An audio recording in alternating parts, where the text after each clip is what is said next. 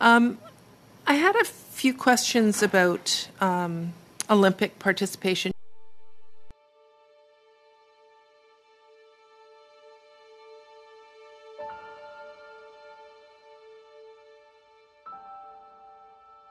But how many go to the Olympics with you when you go? So the last two Olympics, I was the only pistol shooter.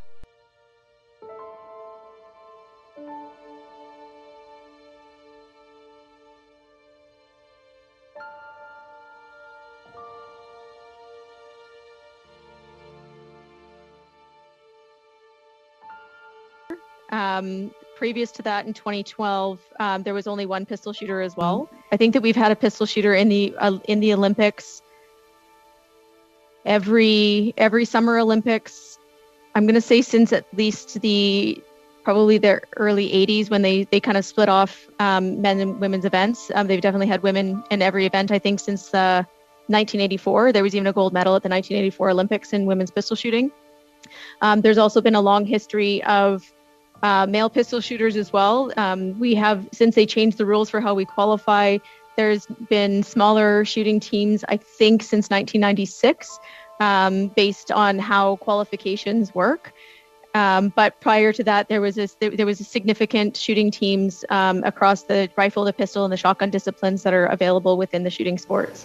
And I think I could be wrong, but we've been participating as Canada in shooting sports since the early 1900s for sure. The numbers I got were 16 in pistol shooting and 84 with long guns. So we're not talking about a lot of people here, but there is an exemption for elite Olympic shooters like yourself, is there not? Sure there is, but how do you become an elite pistol shooter without training? How do you become an elite pistol shooter? Do you just come off the street and say, you know what, I think I'm going to be an Olympic volleyball player today? It takes years of training. It takes years of work and effort to put into it.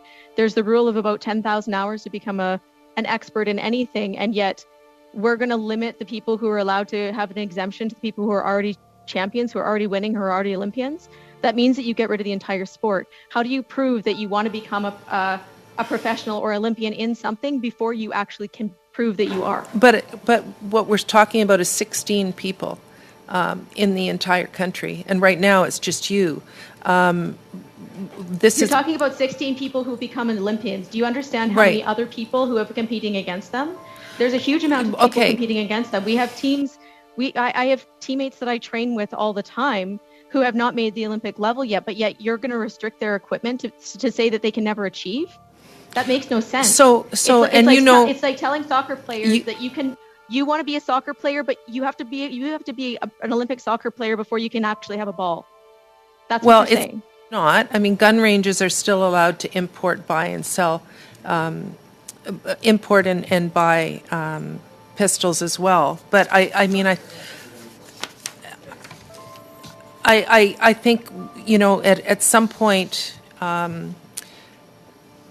we as a society need to decide which is more important, and with all and I do commend you for